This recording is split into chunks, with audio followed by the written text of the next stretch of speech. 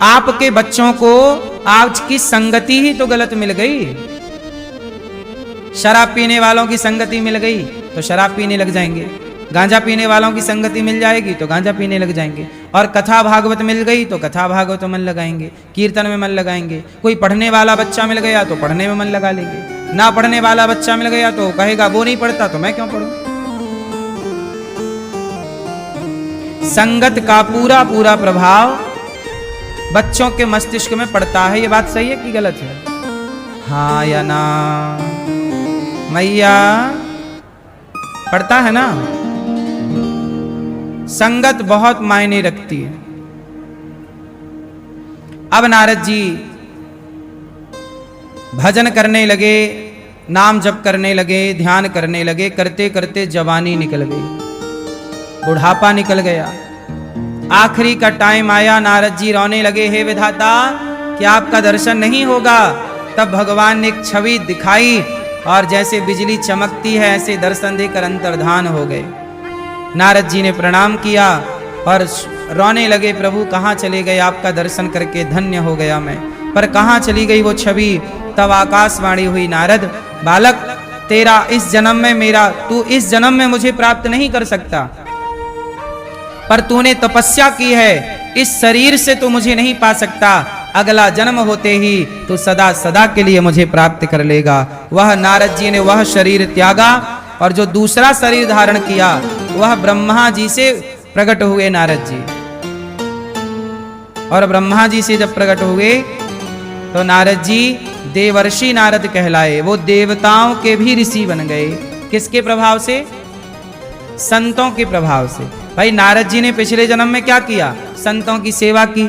आपने सेवा की तो आज आप नारद बन गए। पिछले जन्म में आप लोगों ने अच्छा काम किया होगा तो इस जन्म में आप अच्छे बन गए। बुरा काम किया होगा तो आप परेशान हैं, दुखी हैं। जो व्यक्ति जैसा करता है वैसा भरता है।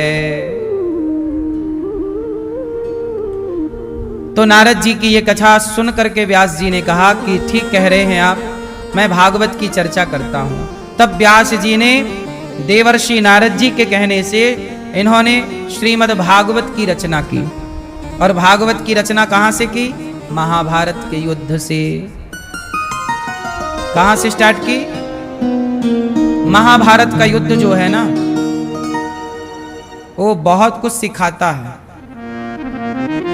अच्छा, महाभारत से आप लोगों ने कुछ सीखा कि नहीं? मैया, ओ मेरी माँ, सुन लो मेरी माँ, महाभारत से आपने क्या क्या सीखा? आप बताओ भैया, आपने महाभारत से क्या सीखा? चलो बताओ, महाभारत किसकी गलती से हुआ? आप बताओ। पीली बहन बताएंगी महाभारत किसकी गलती से हुआ है? आपके बगल वाले भैया से पूछो, हैं? जोर से आप बताओ। धृतराज, आप बताओ। द्रौपदी, किसकी गलती थी? एक का नाम बताओ। द्रौपदी,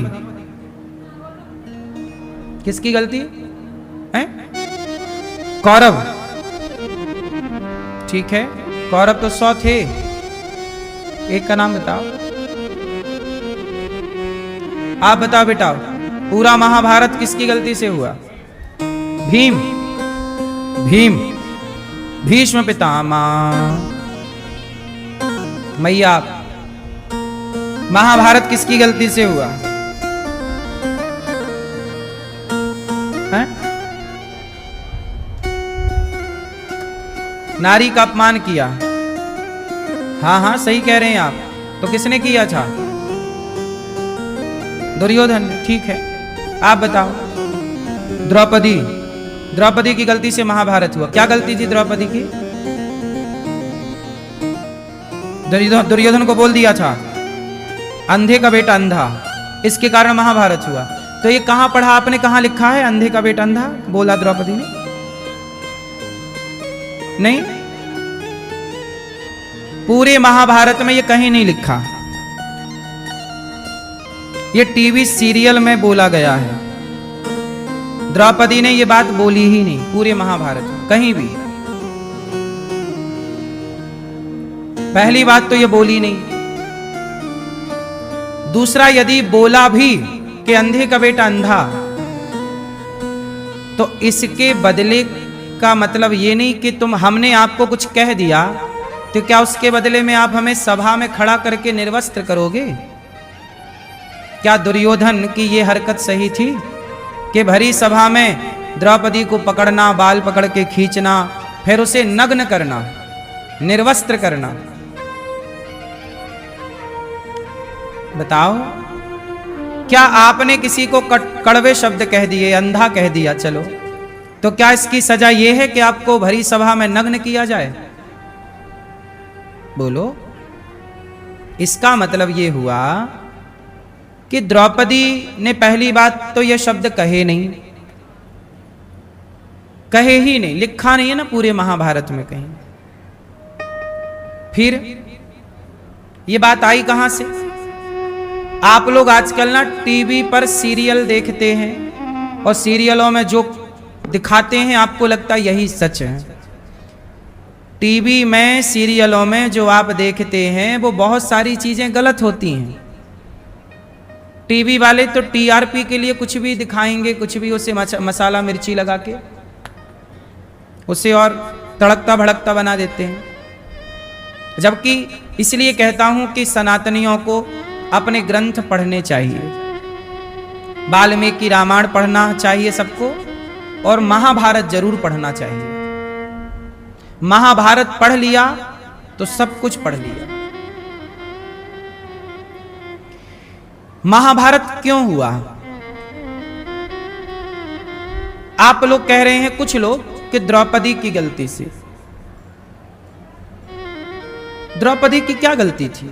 इतनी सी ना कि वो हंस रही हैं या अंधे को अंधा कह रही हैं, जो कि कहा नहीं। फिर भी मान भी लो यदि थोड़ी देर के लिए इन बातों को सच, तो भी इन बातों से बहुत ज्यादा, भाई हमने आपको गाली दी तो आप दुर्योधन भी बोल देता कुछ, और उसने तो बोला ही, भरी सभा में बाल पकड़ के लाया, अपमानित कर दिया, इतना बहुत था।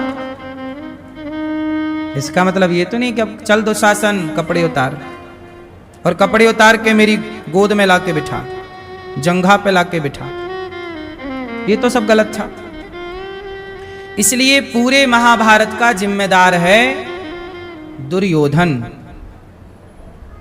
और दुर्योधन भी नहीं, दुर्योधन का लालच, और दुर्योधन का लालच भी नहीं, धृतराष्ट्र का पुत्र मोह, और धृतराष्ट्र का पुत्र मोह भी नहीं, पितामह की चुप्पी, और पितामह की चुप्पी ही नहीं, गांधारी जैसी माएं जब अपने पुत्र की गलतियों पर पट्टी बांध लेती हैं आंखों में, तब तब महाभारत का जन्म होता है।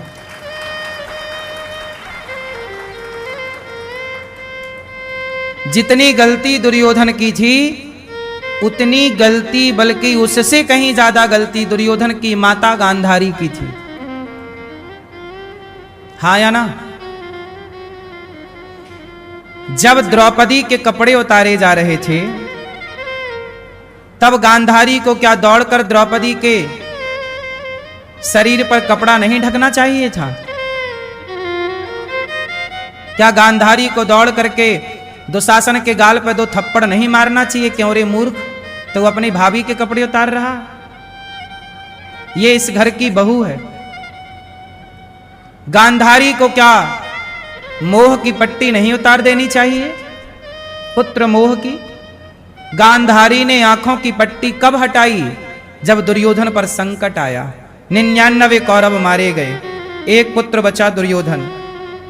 तब गांधारी ने कहा, युद्ध का 18वां दिन था, आखिरी युद्ध। अब दुर्योधन भाग रहा है, पानी में घुस गया। भीम को पता चला कि यहां घुसा है। उसके पहले गांधारी ने कहा कि दुर्योधन, तू कल सारे कपड़े उतार के आ जाना, मैं तुझे निर्वस्त्र देखूंगी तो तेरा शरीर वज्र का हो जाएगा, क्योंकि मैं एक पतिव्रता नारी हूं। मेरी दृष्टि यदि तुझ पर पड़ेगी तो तेरा शरीर क्या हो जाएगा? वज्र का। गांधारी ने आंखों की पट्टी हटाई है, पर किसे बचाने के लिए? दुर्योधन को बचाने के लिए। काश आंखों की पट्टी द्रौपदी को बचाने के लिए उतारी होती गांधारी माता ने, तो यह महाभारत ही ना होता।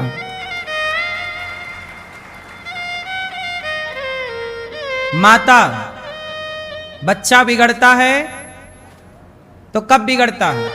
ये महाभारत की कथाएं केवल सुनने और सुनाने की नहीं है जी, सुन लो और हमने सुना दी और आपने सुन ली, नहीं। ये कथा कहती है कि दुर्योधन जैसा बेटा कब बिगड़ता है? जब बाप अंधा हो जाए और मां आंखों में पट्टी बांध ले, तब औलाद बिगड़ जाती है।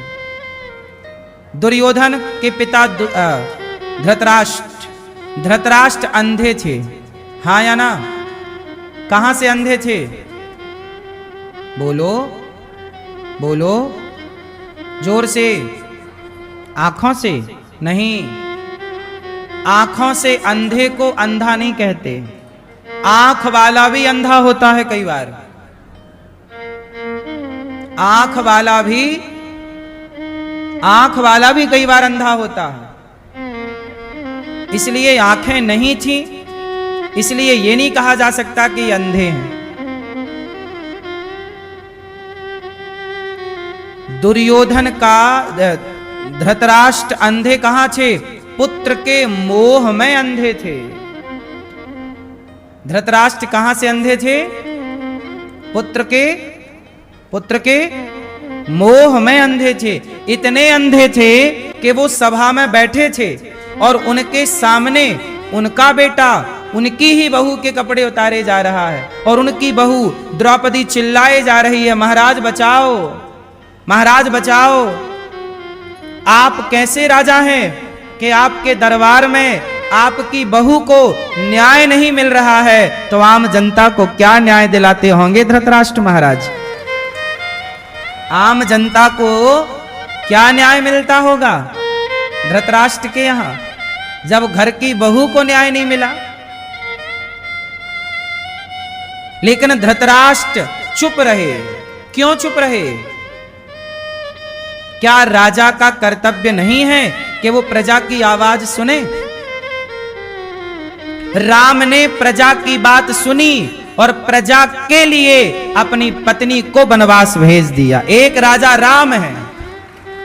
कई बार आप लोग राम पर उंगलियां उठाते हो।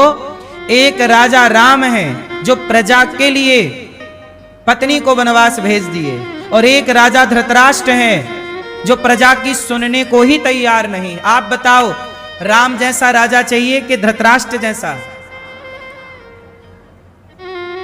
फिर भी लोग राम को गलत कहते हैं।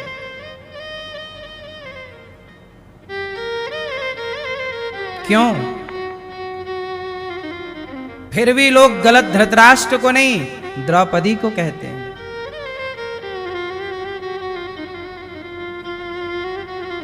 इसका मतलब हुआ कि धर्म को आप लोग जानते नहीं। चलो नहीं जानते, कोई बात नहीं, तो कम से कम धर्म को जानने की कोशिश करिए। धर्म को जानना जरूरी है। क्या धर्म है, क्या अधर्म है, बस इतना जान लो। यदि आप इतना जान गए कि क्या धर्म है, क्या धर्म है, तो आप सुखी हो जाओगे। आप दुखी इसलिए हो क्योंकि आप जान नहीं पाए कि धर्म क्या है और अधर्म क्या है। जो अधर्म है आप उसे धर्म मान बैठे।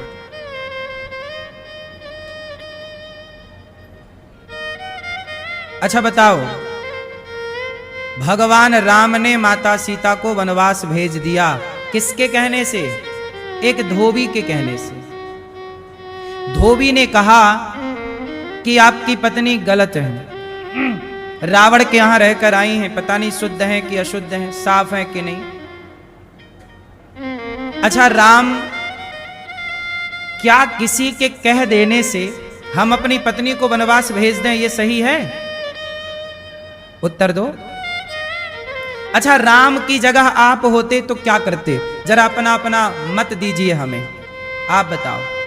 राम की जगह आप होते और आपकी पत्नी रावण के यहां रहकर आई होती और धोबी कह रहा होता कि आपकी पत्नी तो रावण क्या रह कर आई, पता नहीं शुद्ध है कि अशुद्ध है, आप राम की जगह होते तो आप क्या करते? उत्तर दीजिए फास्ट। पत्नी को वनवास भेजते कि नहीं? नहीं भेजते। ठीक है, यदि आप होते राम की जगह तो भैया कह रहे हैं कि मैं पत्नी को वनवास नहीं भेजता। चलो ठीक है, आप नहीं भेजते तो फिर समाज तो ये कह रही थी ना कि हम सीता को रानी के रूप में स्वीकार नहीं करेंगे। फिर क्या करते आप? भाई आप राजा है ना, राम राजा है और राजा का धर्म है कि वो प्रजा की बात सुने। तो आप क्या करते? परिवार की बात सुनते पर प्रजा को इग्नोर कर देते। यही करते ना? बोलो, यदि आप प्रजा को इग्नोर करते तो आप एक आदर्श राजा कैसे बनते? फिर आज भी कहा जाता है राम राज्य की कल्पना। फिर आदर्श राजा कैसे? फिर तो आप परिवारवाद वाले राजा हो गए ना। क्या आप परिवार को लेकर चलना चाहते हैं? आपको प्रजा से कोई मतलब नहीं, प्रजा कुछ भी कहती रहे। बताइए क्या करते? चलो छोड़ो भैया, आप बताइए राम की जगह आप होते क्या करते? पत्नी को वनवास भेजते या नहीं? उत्तर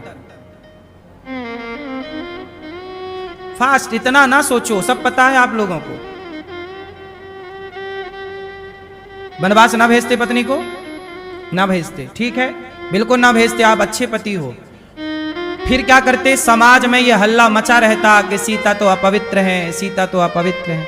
फिर आप सुन लेते अपने कानों से अपनी पत्नी के बारे में, जब उनके चरित्र पर आपके सामने लोग उंगली खड़ी करते, सुन पाते अपनी पत्नी के बारे में? क्या करते फिर? या तो आप समाज का लांछन सुनते या तो आप वनवास भेजते।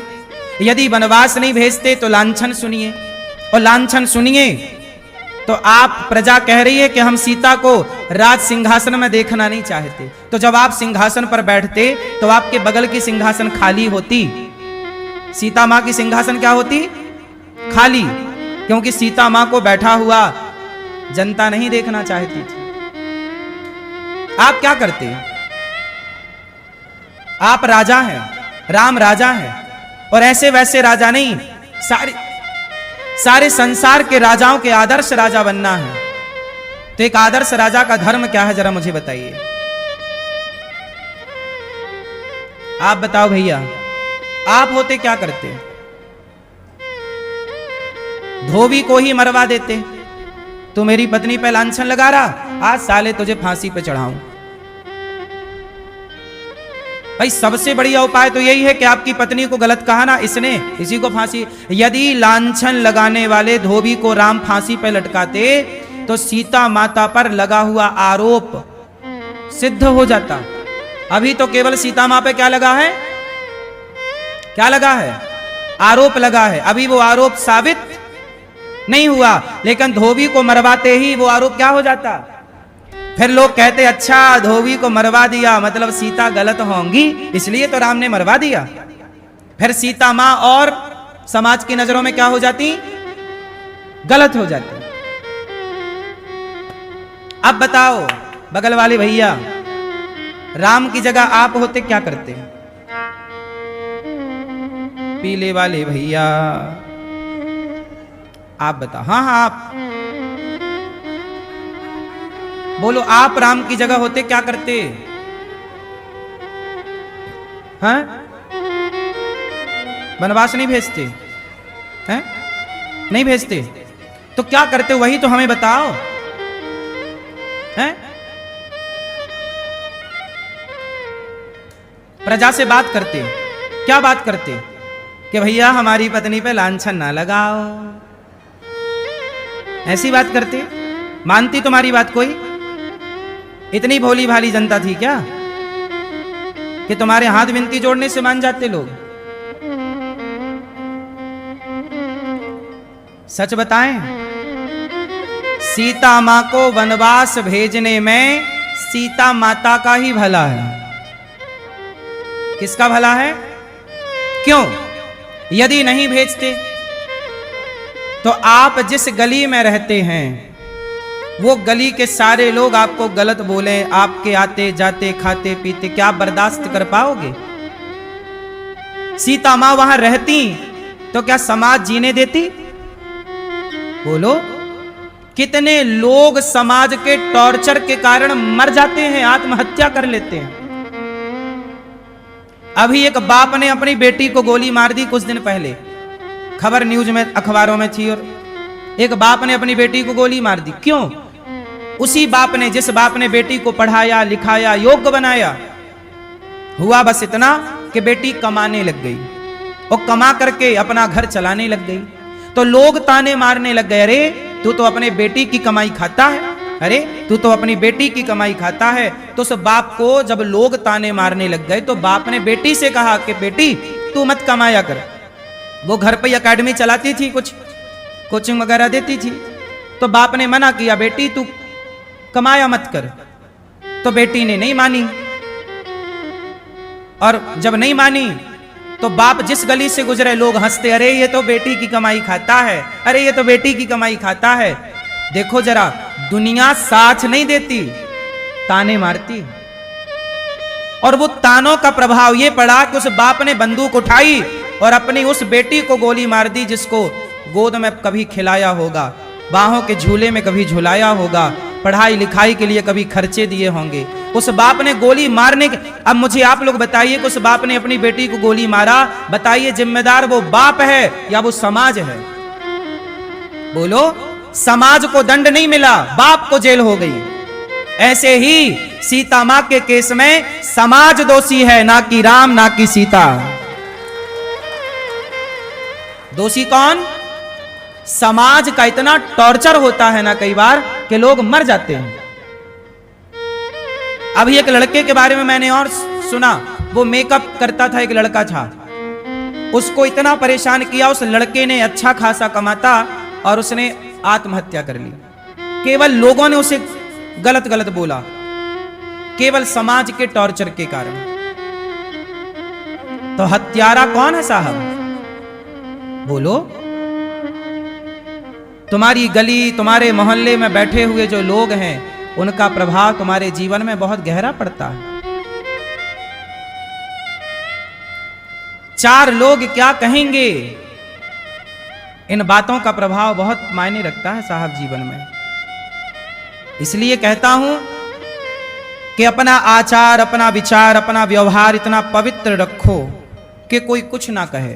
और पहली बात तो यह है कि कोई कुछ ना कहे, लेकिन याद रखिएगा कि लोग खाए बिना रह सकते हैं पर कहे बिना नहीं रह सकते। इसलिए कहने वालों को कहने दो, आप मस्त रहा करो अपनी मस्ती में। कहने वालों से प्रभावित ना हुआ करो, कहने वाले तो आपको जीने ही ना देंगे, हंसने ही ना देंगे, मुस्कुराने ही ना देंगे।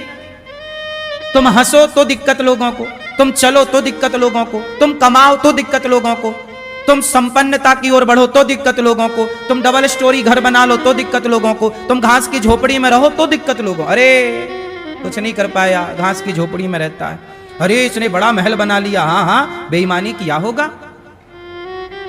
दुनिया हर तरफ से कहती है, इसलिए हाथी चला बाजार, कुत्ते लगे हजार, भौंकने दो मूर्खों को, आप मस्ती से चलो आगे। काश वो बाप दुनिया के चक्कर में ना पड़ता तो ना वो अपनी बेटी को गोली मारता और ना खुद जेल में बैठा होता, हाँ या ना? तो दुनिया के कारण ना, ऐसे ही सीता मां के वनवास में कारण कौन है? बोलो, समाज। समाज का भौं भौं भौं भौं भौं भौं भौं भौं जो दिन भर चालू है, ये जिम्मेदार है। इसलिए मेरी मां, सीता मां के वनवास में राम दोषी नहीं है। राम यदि सीता मां को वनवास देना चाहते तो जिस दिन लंका से सीता मैया आई थी उसी दिन सीता मैया को वनवास भेज देते। यदि राम जी को कोई दिक्कत होती सीता माता से तो राम जी उसी दिन त्याग देते ना जिस दिन वनवास से आई थी। फिर वो इतने दिन साथ में क्यों रहे? दिक्कत किसे थी सीता माता से? दुनिया को, समाज को। समाज ने कहा कि भेजिए तो राम ने भेज दिया। अब आप कहो कि किसी के कहने से राम ने क्यों भेज दिया? राम राजा है, राजा का धर्म होता है, जब आप राजा बनेंगे ना तो आपको राजधर्म पढ़ाया जाएगा। अभी आप राजा नहीं हैं, इसलिए आपको राजधर्म नहीं पढ़ाया जाता। जब राजा बनोगे तो राजधर्म पढ़ाया जाएगा। और राजधर्म कहता है कि परिवार छूटे तो छूटने दो, पर प्रजा के लिए तुम्हें जीना है और प्रजा के लिए मरना है। राजा के लिए प्रजा ही परिवार होती है। एक राजा राम है जो प्रजा के लिए पत्नी को त्याग दिए, और एक राजा धृतराष्ट्र है। धृतराष्ट्र अपने पुत्र से इतना अटैच है कि उसका बेटा भरी सभा में गलत कर रहा है और धृतराष्ट्र तमाशा देख रहे हैं। कैसा राजा चाहिए? धृतराष्ट्र जैसा। धृतराष्ट्र तो अपनी बहू को न्याय ना दे पाए, लेकिन राम ने तो अपनी जनार्दन जनता जनार्दन को कहा, चलो तुम्हारी इच्छा है कि मेरी पत्नी मेरे से दूर रहे, मैं तुम्हारी खुशी के लिए ये करता हूं। राम जी ने कहां भेजा अपनी पत्नी को? वनवास नहीं भेजा, किसी संत की कुटिया में भेजा कि मेरे बच्चे और मेरी पत्नी संत के आश्रम में रहेंगे, तो संत के यहां रह करके और वो योग्य बनेंगे बच्चे। इसलिए कहां भेजा? महर्षि वाल्मीकि जी के आश्रम में। वाल्मीकि जी के यहां सीता मैया रहीं, लकड़ी लाती, काम करती, किसी पर बोझ नहीं बनी माता सीता कि नहीं जी मैं यहां हूं तो बोझ बन के न खाऊं, नहीं, अपना काम खुद करती, बोझ बन के नहीं रहती। जन्म दिया 2 बच्चों को, लव कुश को पाल पोस कर बड़ा किया, गुरु जी ने पढ़ाया महर्षि वाल्मीकि जी ने, और जब पढ़ लिख के तैयार हो गए बच्चे तो माता सीता ने कहा अब मेरा कार्य पूरा हो गया। अब सीता मैया बोली कि अब मैं प्रजा को जाकर अपनी पवित्रता की गवाही दूंगी कि मैं शुद्ध हूं। तुम यही तो कहते थे कि सीता मां आप पवित्र हैं या नहीं, अग्नि परीक्षा दो। सीता मैया लव कुश को लेकर गई, सभा लगी। लव कुश से पूछा राम ने कि आप कौन हो? लव कुश ने कहा पिताजी हम आपके पुत्र हैं। राम बोले मैं कैसे मान लूं कि तुम मेरे पुत्र हो, तुम्हारी माता कहां है? तब सीता मैया आगे आई। सीता मां ने कहा हे राम, यदि ये आपके पुत्र हो और मैंने आपके सिवा स्वप्न में भी किसी का स्पर्श ना किया हो, तो हे पृथ्वी माता अपनी गोद में स्थान दे दो। यदि प्रजा का लगाया आरोप, प्रजा का लगाया कलंक सीता पर यदि झूठा है, तो हे पृथ्वी माता अपनी गोद में स्थान दे दो। ये कहना था कि पृथ्वी फट गई, पृथ्वी माता विमान लेकर प्रकट हो गई, और सबके देखते देखते जो आरोप लगा रहे थे कि सीता गलत हैं, अब उनकी आंखें फटी रह गईं। दौड़ के चरणों में गिरना चाहे, माता क्षमा कर दो, क्षमा। माता बोली नहीं, अब आपको हम क्षमा कर रहे हैं, आप सुखी रहिए, पर मैं यहां किसके लिए रहूं? जिस जनता का अपनी माता पे भरोसा ही ना हो, उस जनता के बीच में ये माता कैसे रहेगी? रहा वहीं जाता है जहां भरोसा हो, जहां भरोसा ना हो वहां नहीं रहना चाहिए। सीता मां पृथ्वी फटी और पृथ्वी पर समा गई। सीता माता चाहती तो जिस दिन सीता मां पे आरोप लगा था तो प्रजा यही तो कह रही थी कि हमें अग्नि परीक्षा दे दो सीता मां, हम मान लेंगे कि आप पवित्र हैं। सीता माता चाहती तो पहले दिन ही अग्नि परीक्षा दे सकती थी, पर नहीं दिया। सीता मां ने अग्नि परीक्षा इसलिए नहीं दी क्योंकि सीता मां को लगा कि अब इन लोगों के बीच में मैं क्यों रहूं, इन्हें तो भरोसा ही नहीं। और रिश्ते भरोसे से चलते हैं, विश्वास से चलते हैं। विश्वास ही ना हो तो रिश्ते किस बात के? तो सीता मां बोली कि भरोसा इनका रहा नहीं, मैं परीक्षा देकर शुद्ध भी हो गई तो क्या मतलब निकला। पहले सीता मैया बोली कि मैं चली जाऊंगी लीला पूरी करके, लेकिन जाऊंगी तो ये बच्चे भी चले जाएंगे। इसलिए सीता मां ने सोचा पहले बच्चों को जन्म दे दूं, पाल पोस के उनके पिता को सौंप दूं। फिर सीता मां सब काम करके चली गई। अब प्रजा खुश है, अब सीता मां चली गई, अब तो खुश हो ना। बड़ा आरोप लगा रहे थे सीता मां गलत हैं, गलत हैं, गलत हैं। अब तो कलेजे को ठंडक मिली होगी, अब तो मजा आया होगा। ये दुनिया कुछ भी बोलती है मेरी मां, कुछ भी जो मन में आया बोल दिया। आप लोग बोल के सो जाते हो, पर जिसको बोला है उसे नींद आई होगी। काहे ऐसा बोलते हो मेरी मां? घर न किसी का बसा सको तो झोपड़ियां न जला देना। मलहम पट्टी कर न सको तो खार नमक न लगा देना। दीपक बनकर जल न सको तो अंधियारा भी मत करना। पुष्प नहीं बन सकते हो तो कांटे बनकर मत रहना।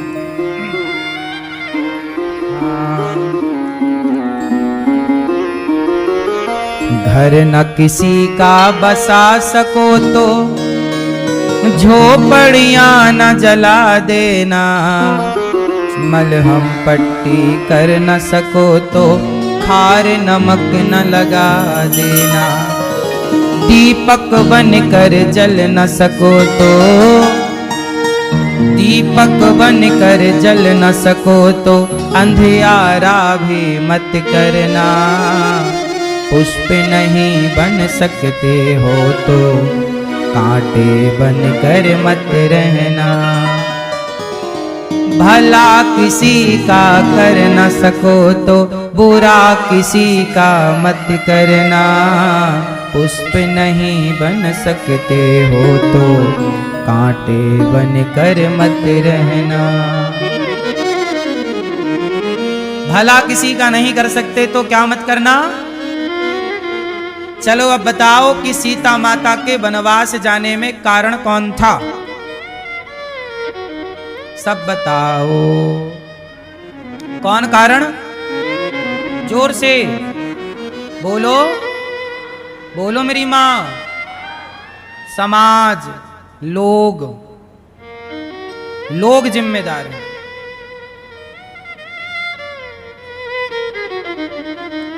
इसलिए आप लोगों को ये कथाएं केवल ये बताती हैं कि दोषी है समाज, लोग, पर आरोप किस पे लगाया जाता है। राम पर।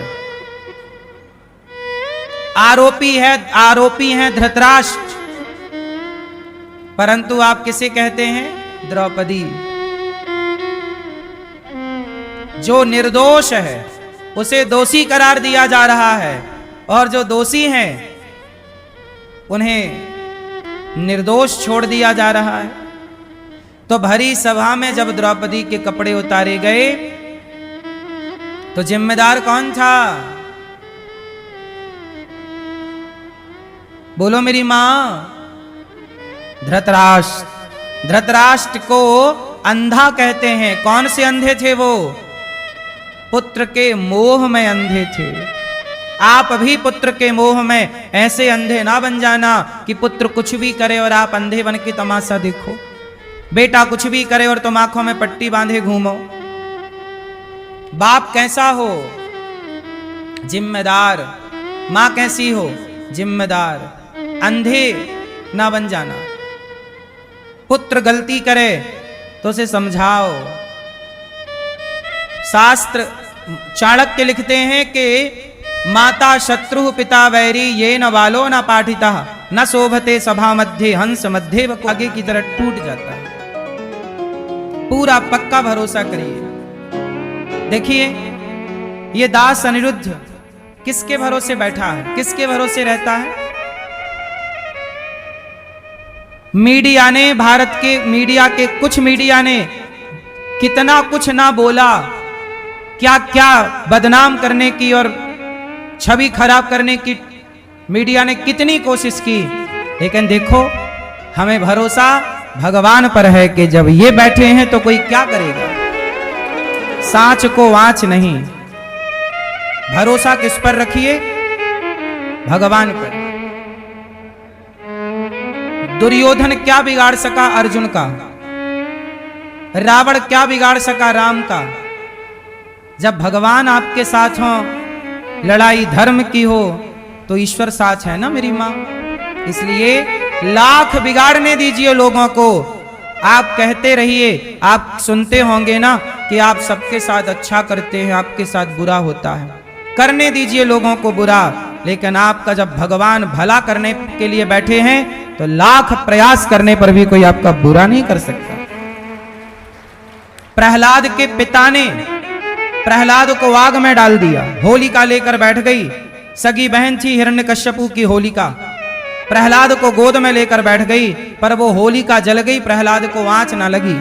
प्रहलाद का रोम ना जला, बोलो हाँ। फिर जब भगवान रक्षक हो तो कोई क्या बिगाड़े मेरी माँ।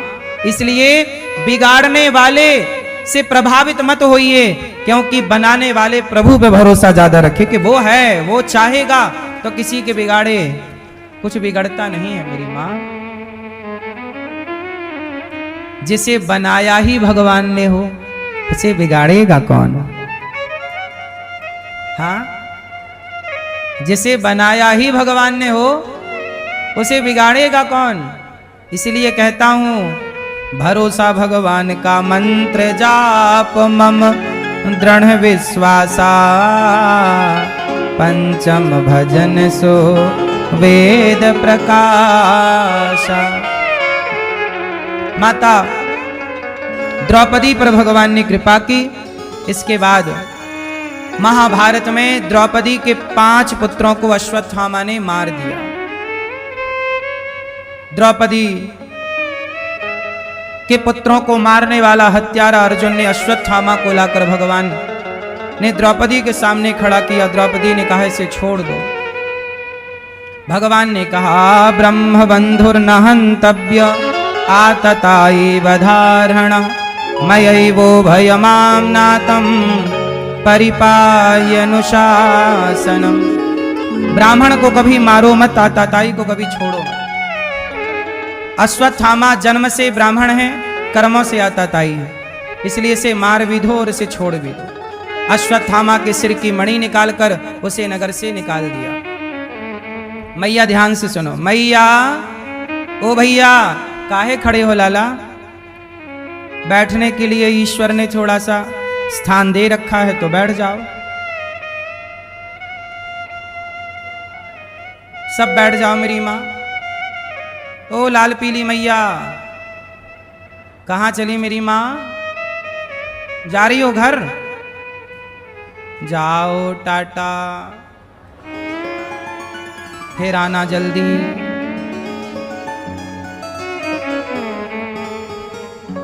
पीले भैया काहे खड़े हो? बैठ जाओ। बैठो प्रभु। अश्वत्थामा उत्तरा के गर्भ को नष्ट करने के लिए उसने ब्रह्मास्त्र चलाया। उत्तरा शरण में आई, भगवान ने उत्तरा के गर्भ की रक्षा की। अब आते हैं माता कुंती पर। कुंती माता को जानते हैं आप लोग? ओ मैया, हो गई पंचायत। लो, कथा में बैठ के भी करना प्रपंच ही है। सुनो मेरी माँ, कुंती बुआ को जानती हैं आप लोग? क्यों मैया? कुंती बुआ ने एक दिन भगवान से कहा कृष्णाय वासुदेवाय देवकी नंदनाय च नंद गोप कुमाराय गोविंदाय नमो नमः। कुंती बुआ ने कहा कि हे श्याम सुंदर, आज मैं आपसे कुछ मांगना चाहती हूँ। क्या? कुंती बुआ ने कहा प्रभु, आज मैं आपसे दुख मांगना चाहती हूँ। कुंती बुआ ने भगवान से क्या मांगा? क्या मांगा? क्या मांगा? क्यों मांगा?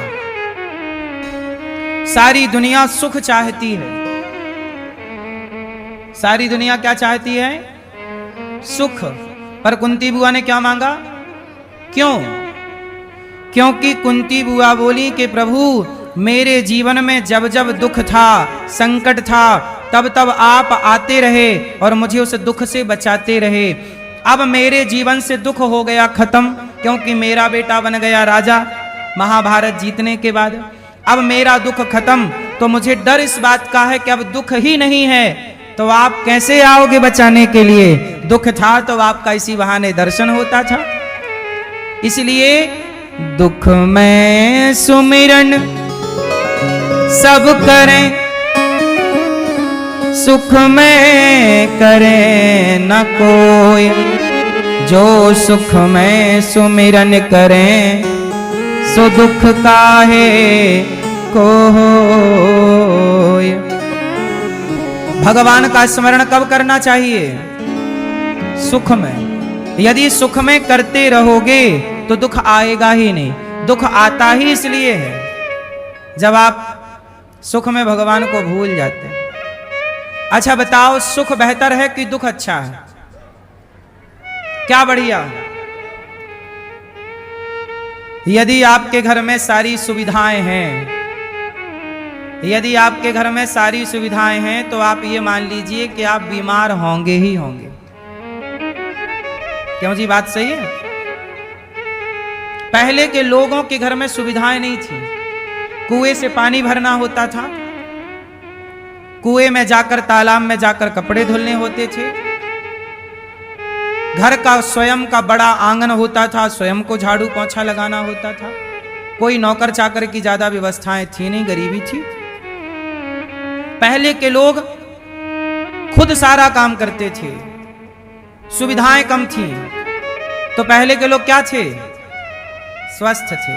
और जब से सुविधाएं हो गई तब से लोग क्या हो गए? तब से क्या हो गए?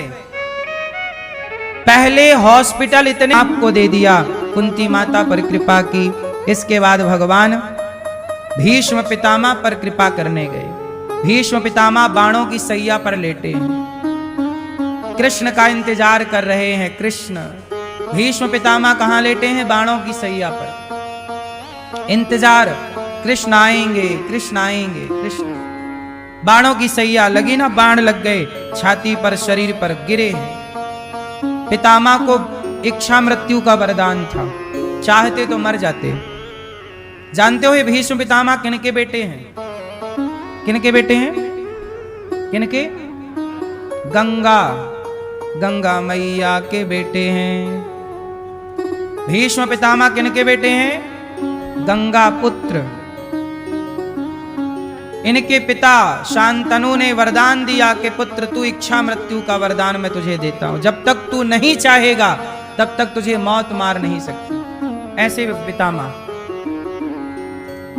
भगवान के बहुत बड़े भक्त हैं। पितामह बाणों की सैया पर लेटे लेटे इन्होंने विष्णु सहस्त्र नाम गाया, भगवान को पुकारा। जब भगवान आए, पितामह ने कहा, इतिमति रूप कल्पिता वितृष्णा भगवती सात्वत पुंगवे विभूम्नि। हे पितामह, हे पितामह, हे प्रभु, आपकी जय हो। मेरी मति जो आपके चरणों में लगी है, मेरी बुद्धि को आप स्वीकार कर लीजिए। भीष्म पितामह ने अपनी बुद्धि भगवान को दे दी। भगवान से कहा कि मेरी बेटी से विवाह कर लो। पितामह की बेटी कौन?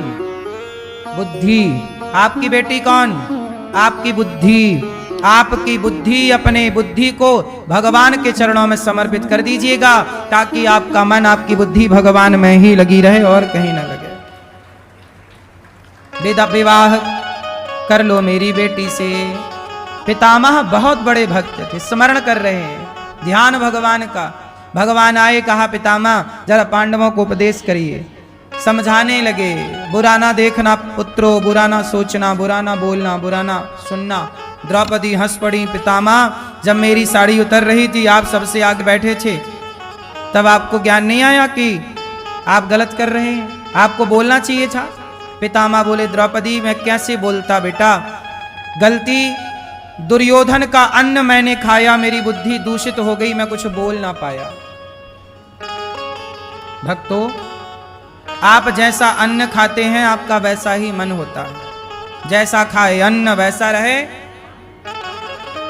जैसी राखे शुद्धि वैसी बने, जैसा पिए पानी वैसी बोले, जैसा करे संग वैसा चढ़े रंग। पितामह ने दुष्ट दुर्योधन का अन्न खाया तो बुद्धि भी दुर्योधन जैसी हो गई। इसलिए पितामह बोल ना पाए। खाने का प्रभाव पितामह पर पड़ा तो आप पर नहीं पड़ेगा। इसलिए लोग पहले के खाने पीने को पवित्र रखते थे। आजकल का खान पान हो गया है दूषित। किसी के भी हाथ का कुछ भी आप खा लेते हैं। क्यों मेरी मां? भीष्म पितामह पर भगवान ने कृपा की और पितामह भगवत धाम को गए। बोलिए भक्त वत्सल भगवान की। भगवान द्वारिका गए और भगवान का वहां पर यथा उचित स्वागत सम्मान हुआ। धृतराष्ट्र गांधारी का वनवास जाना और वहां उनका अनशन करके भगवत प्राप्ति करना। इसके बाद भगवान कृष्ण अपनी लीला पूरी करके जब परम धाम को गए, पांचों पांडव स्वर्गारोहण के लिए चले गए। कलयुग के पहले राजा बने परीक्षित। एक दिन क्या हुआ, एक गाय और एक बछड़ा को काला काला एक व्यक्ति मार रहा था लात से। तो परीक्षित वहां से गुजरे। परीक्षित कौन है? अभिमन्यु के पुत्र। अभिमन्यु कौन है? अर्जुन के पुत्र। अर्जुन के पुत्र अभिमन्यु, अभिमन्यु के पुत्र परीक्षित। परीक्षित ने देखा कि एक काला सा आदमी गाय को मार रहा है लात से और बछड़े को मार रहा, और बछड़े के 3 पांव टूट चुके, एक पांव से खड़ा है। तो परीक्षित जी ने रोका, भाई साहब आप गाय को क्यों मार रहे हो? गाय तो हमारी माता है, हम सनातनी लोग गाय को माता मानते हैं। तो वो काला सा व्यक्ति बोला कि मेरा नाम कलयुग है। कृष्ण के जाते ही कौन सा युग स्टार्ट हो गया? द्वापर खत्म। भगवान कृष्ण गए तो द्वापर गया, कौन सा युग आया? कलयुग आया। इसका मतलब एक चीज मैं आपको समझाऊं, सोचिए, भगवान कृष्ण के जाते ही कलयुग आ गया, मतलब अच्छाई गई कि बुराई? इसलिए अच्छाई जाएगी तो बुराई आएगी, इसलिए अपने भीतर से अच्छाई जाने ही मत दो।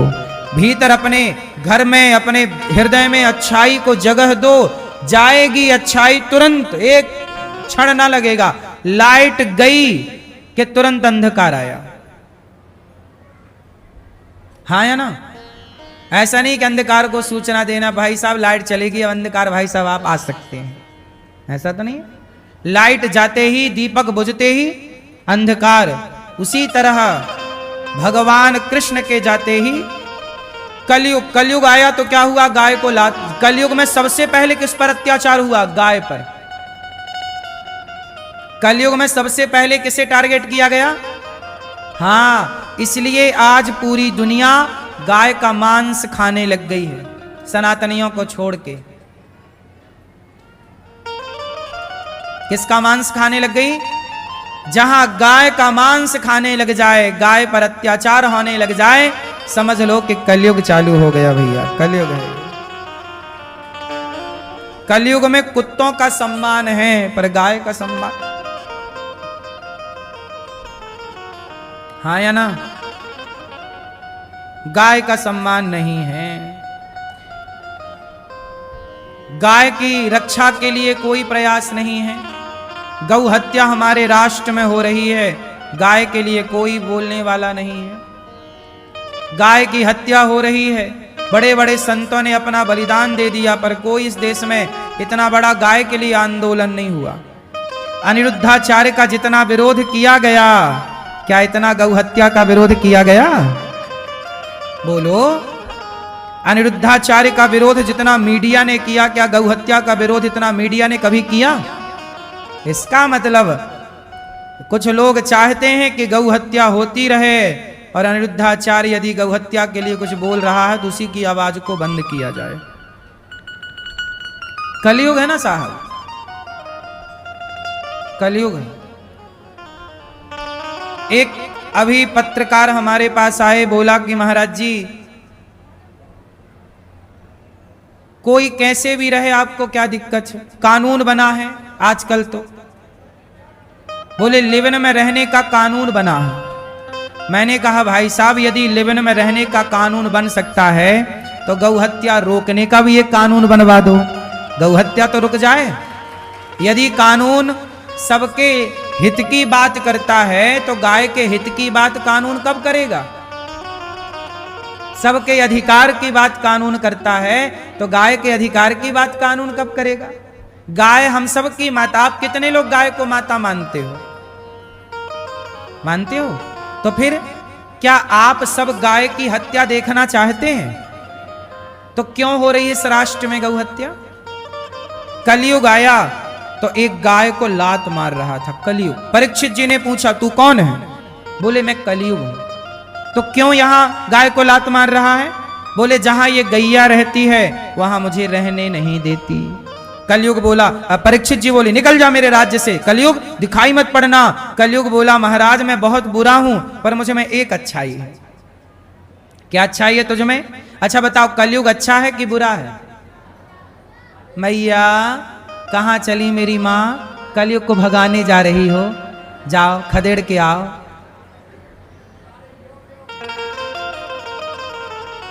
गौ हत्या बंद कराने जा रही हो मेरी माँ, जाओ बंद करा के आओ मेरी माँ। सब लोगों को बोलना चाहिए। अच्छा ये बताओ कलयुग अच्छा है कि बुरा है? क्या है? जोर से। हाँ कलयुग एक नजरिए से देखा जाए तो बहुत अच्छा है। पाप है, गौ हत्या है, ये नजरिया से तो गलत है कलयुग। पर कलयुग एक दूसरे दृष्टिकोण से देखा जाए तो अच्छा है। क्या अच्छाई है? कृते अध्यायते विष्णुम त्रेतायाम यजतो मखई द्वापरे परिचर्यायाम कलौ केशव कीर्तनात्। कलयुग केवल नाम आधारा। सतयुग त्रेता द्वापर में जो गति बड़े बड़े यज्ञ जप तप से मिलती थी, कलयुग में वही गति केवल भगवान का नाम जपने मात्र से मिल जाती। इसलिए कलयुग अच्छा है। कलयुग में नाम बस से काम हो जाता, काम करते रहो और नाम। अजामिल जैसा पापी नाम के बल पे तर गया। तो ये हम कलयुग के लोगों के लिए छूट है कि आप भी नाम जपिएगा तो आपका कल्याण हो जाएगा। नहीं कर पाओ कुछ तो भैया नाम जप लो, सीताराम सीताराम मरते समय मुंह से निकल आए। अच्छा ये बताओ राजा परीक्षित ने कहा कि कलयुग वैसे तुम हो तो बुरे पर तुम में कुछ अच्छाइयां हैं, इसलिए बताओ मैं क्या करूं? कलयुग बोला महाराज मुझे रहने की जगह दे दो। कलयुग बोला महाराज मुझे रहने की जगह दे दो। तब राजा परीक्षित ने कलयुग को रहने के 4 कमरे बनवाए। मैया कलयुग को कितने कमरे बनवा के दिए परीक्षित जी ने? 4 कमरे दिए। कलयुग कहां रहता है? कमरा नंबर 1 द्यूतम, जुआ। कहां रहता है? जुआ। आपको एक अच्छी खबर सुना दूं, दास अनिरुद्धाचार्य कहता है कि जुआ खेलना गलत है और मोबाइल पे जो जुए के ऐप चलते हैं, मैंने इन जुआ के ऐपों का इतना विरोध किया कि सरकार ने 5 जुए के ऐपों को बंद कर दिया भारत में। देखो बोलने का ये प्रभाव है, ना बोलो तो चलते रहते, कोई तो बोले तो मेरी बोली हुई बात पहुंची ना, और हुआ कि नहीं काम। 5 जुए के ऐप बंद हो गए। ऑनलाइन गेम मैंने हमेशा कथा में बोला है कि सब बंद होना चाहिए। अब लोग कहते हैं महाराज जी आप जुए के बारे में क्यों बोलते हो, भागवत जी में कहां लिखा ऑनलाइन जुआ? अरे हर चीज भागवत जी में लिखी नहीं है साहब। समाज के कल्याण के लिए भी संतों को आवाज उठानी चाहिए।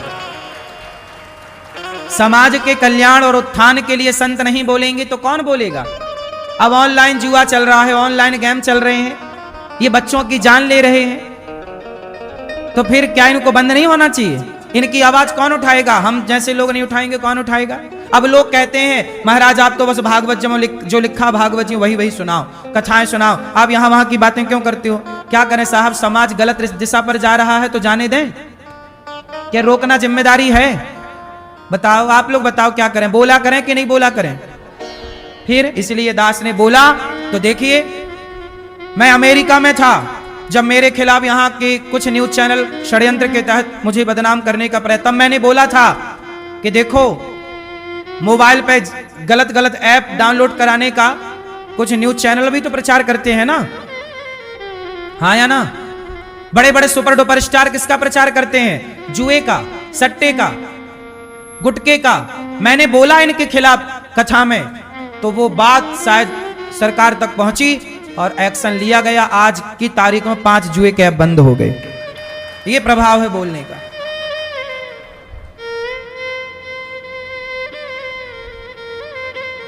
और भी अभी बंद होने चाहिए। क्यों बुराई परोसी जाए बच्चों को? तो मेरी मां, कलयुग का पहला ठिकाना है जुआ। कलयुग का पहला ठिकाना, जोर से, क्या? जुआ। द्यूतम, जुआ खेला कौरवों ने, सर्वनाश हो गया। जुआ खेल के कितने लोग बर्बाद हो गए। मोबाइल पे जुआ, गेमिंग का जुआ, ऑनलाइन जुआ, ये सब जुआ है। ये जुआ ना खेलना साहब, नाश हो जाएगा। कलयुग रहता है जुआ में, जहां जुआ होगा वहां कलह होगी। द्यूतम। क्या होगा? द्यूतम, द्यूतम पानम। कलयुग का पहला ठिकाना है जुआ, दूसरा ठिकाना है पानम। पानम बोले तो शराब। क्या? शराब। शराब ना पीना, शराब में कलयुग रहता है। शराब पीने वाला व्यक्ति कलह करता है, इसलिए शराब पी के गाड़ी चलाना मना है, शराब पी के प्लेन उड़ाना मना है। बोलो हाँ। क्यों भैया? शराब अच्छी चीज है कि गलत चीज है? हैं? अच्छी चीज होती तो शराब पी के गाड़ी चलाने को फिर मना क्यों करती गवर्नमेंट? अच्छी थी तो पी के चलाने दो गाड़ी, मस्त झूम बराबर झूम शराबी चलाए। फिर फ्लाइट उड़ाने दो शराब पी के, पायलट पिए 3-4 बोतल फिर उड़ाए फ्लाइट, कराए लैंडिंग। शराब अच्छी है तो प्लेन उड़ाने वाले को शराब क्यों नहीं पीने दिया जाता? क्यों भाई? बस सही है कि गलत है? गाड़ी चलाने वाले को शराब क्यों नहीं? और पूरी दुनिया में शराब मना है। शराब पी के प्लेन उड़ाना, किसी भी देश में आप जाइए, किसी भी देश का पायलट शराब पी के प्लेन नहीं उड़ा सकता। किसी भी देश का ड्राइवर शराब पी के गाड़ी यदि चलाता पकड़ा गया तो उस पर कार्रवाई होगी। भारत से कड़े कानून विदेशों में है शराब पीने के। बोलो हाँ। इसका मतलब शराब गलत है, वरना गवर्नमेंट क्यों रोकती? गलत है साहब। शराब पियोगे तो बिगड़ जाएगा समाज। इसलिए शराब में कलयुग बैठता है। जो शराब पीता है उसकी बुद्धि हो जाती है शून्य और वो गलत सलत करता है। इसलिए हमारे ऋषियों ने कहा भाई जिससे गलत होने की संभावना है वो गलत करो ही मत। कलयुग का वास है। द्यूतम जुआ और शराब। तीसरा द्यूतम पानम स्त्रिय। पराई स्त्री में, पराए पुरुष में भी कलयुग का वास होता है।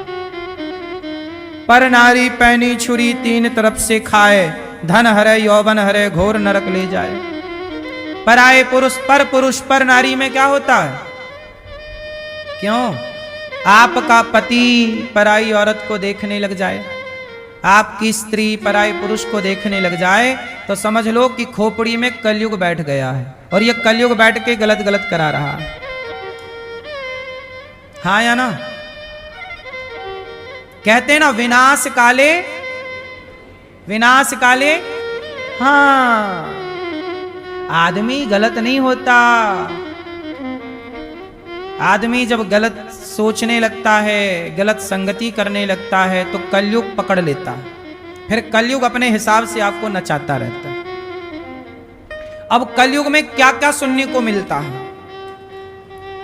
एक लड़की का विवाह होने वाला था एक लड़के से, तो लड़की की मां अपने होने वाले दामाद के संग भाग गई।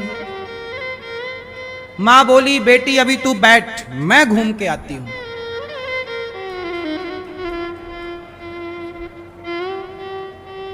अब सोचो जो अपनी बेटी के लिए लड़का ढूंढा वो सास ही लेके फरार हो गई। ये क्यों हो रहा है? ये सब ये बता रहा है कलयुग भाई कि मैं आ गया। ये कलयुग क्या बोल रहा है कि मैं आ गया, मैं आ गया। कौन आ गया? घोर कलयुग आ गया। कौन आ गया? अपने पति को छोड़कर अपनी बेटी के लिए जो दामाद ढूंढा भाग गई। इसे क्या कहोगे आप? यही है कलयुग। उस स्त्री और उस पुरुष दोनों के खोपड़ी में कौन बैठ गया? कलयुग। कलयुग ने ये सब करा दिया। इसलिए अपनी बुद्धि को इतनी पवित्र रखो कि कलयुग कभी बैठने ना पावे तुम्हारी मस्तिष्क और बुद्धि में, और गलत विचार भी ना आए। गलत विचार आएंगे तो कलयुग को जगह मिलेगी। याद रखिएगा, जहां गंदगी होगी वहां मच्छर मक्खी अपने आप पहुंच जाएंगे। जहां गलत विचार होंगे कलयुग वहां पहुंच जाएगा। तो कलयुग का स्थान क्या है? पर नारी, पर पुरुष। तीसरा स्थान, पर स्त्री में तुम मन लगाते हो तो कलयुग बैठ जाएगा। पर पुरुष में मन लगाते हो बैठ। इसलिए कहा अपनी पत्नी के सिवा, अपने पति के सिवा कहीं मन ना लगना चाहिए। यही भारत का धर्म है, यही भारत की संस्कृति है और संस्कार है। हाँ या ना?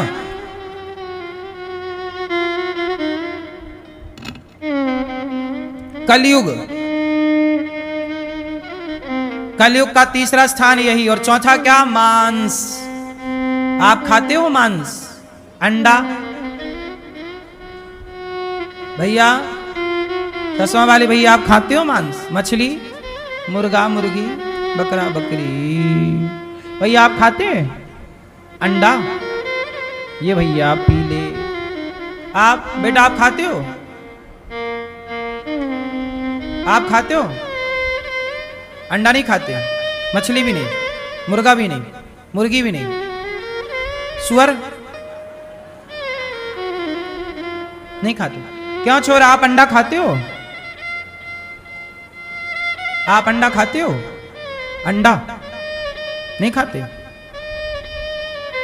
मैया आप क्या खाती हो? मेरी माँ कुछ नहीं खाती, भूखी रहती हो मेरी माँ। रोटी खाती हो?